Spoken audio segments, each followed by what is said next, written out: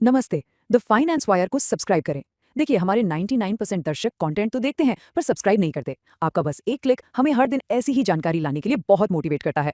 और हाँ, तेज अपडेट्स के लिए हमारे कम्युनिटी पोस्ट से भी जरूर जुड़ें। हाल ही में 56वीं जीएसटी काउंसिल की बैठक खत्म हुई है और इसमें से जो बड़ी खबर निकल कर आ रही है वो भारत के टैक्स सिस्टम में एक बहुत बड़े बदलाव की तरफ इशारा कर रही है। एक ऐसा बदलाव जिसका असर सीधे हम सबके घरेलू बजट पर पड़ सकता है। तो चलिए सीधे इस बदलाव की गहराइयों में उतरते हैं। देखिए, प्रस्ताव का जो मूल आधार है वो है भारत के जीएसटी स्लैब्स को काफी हद तक सरल बनाना। अगर अभी की बात करें तो हमारे पास 5%, 12%, 18% और 28% के 4 अलग अलग टैक्स स्लैब हैं। अब जो नया प्रस्ताव है वो इस पूरी संरचना को बदलकर सिर्फ 3 स्लैब का बनाना चाहता है, 5%, 18% और एक बिल्कुल नया 40% का स्लैब। इसका सीधा मतलब है कि 12% वाले स्लैब को पूरी तरह से खत्म कर दिया जाएगा। तो सवाल उठता है कि आखिर इतने बड़े बदलाव के पीछे की सोच क्या है, इसकी जरूरत क्यों पड़ी। सरकार का जो घोषित लक्ष्य है वो है खपत को बढ़ावा देना, मतलब लोग ज्यादा खरीदारी करें। साथ ही बिजनेसेस के लिए टैक्स नियमों का पालन करना आसान हो और उपभोक्ताओं को चीजें सस्ती मिलने से सीधी राहत मिले। तो अब आते हैं उस सवाल पर जिसका हम सबको इंतजार है कि इससे हमारी रोजमर्रा की जिंदगी पर क्या असर पड़ेगा, कौन कौन सी चीजें सस्ती हो सकती हैं। सबसे बड़ा बदलाव रोजमर्रा के सामान में देखने को मिल सकता है। घी, मक्खन, अचार और यहाँ तक कि ट्रैक्टर जैसी खेती से जुड़ी मशीनरी, इन सबको 12% से घटाकर सीधे 5% के सबसे निचले स्लैब में लाने का प्रस्ताव है। अगर ऐसा होता है तो इनकी कीमतों में एक बड़ी गिरावट आ सकती है।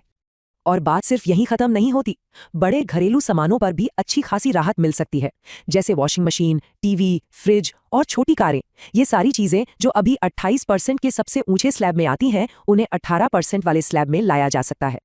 लेकिन ऐसा नहीं है कि हर चीज सस्ती ही हो रही है। जहां कई सामानों पर टैक्स घट रहा है, वहीं कुछ खास तरह के प्रोडक्ट्स के लिए एक नया और ऊंचा टैक्स ब्रैकेट भी बनाया जा रहा है। इस नए स्लैब में सिन गुड्स को रखा जाएगा।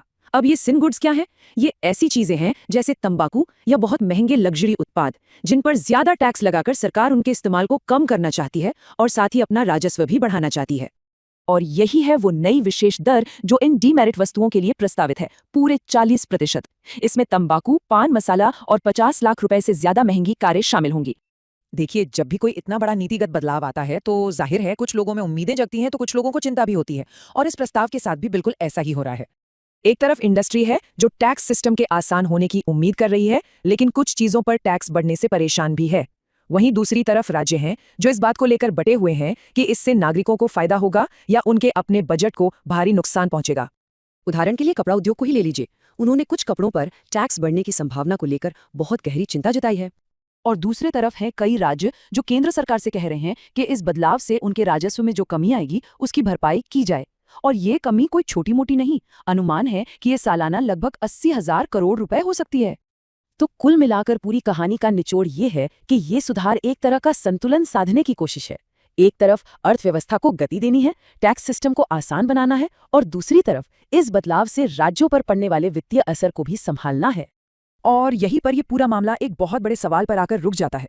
क्या भारत अपनी टैक्स प्रणाली को सरल बनाने और आम लोगों को राहत देने का लक्ष्य राज्यों की वित्तीय सेहत को दांव पर लगाए बिना हासिल कर पाएगा?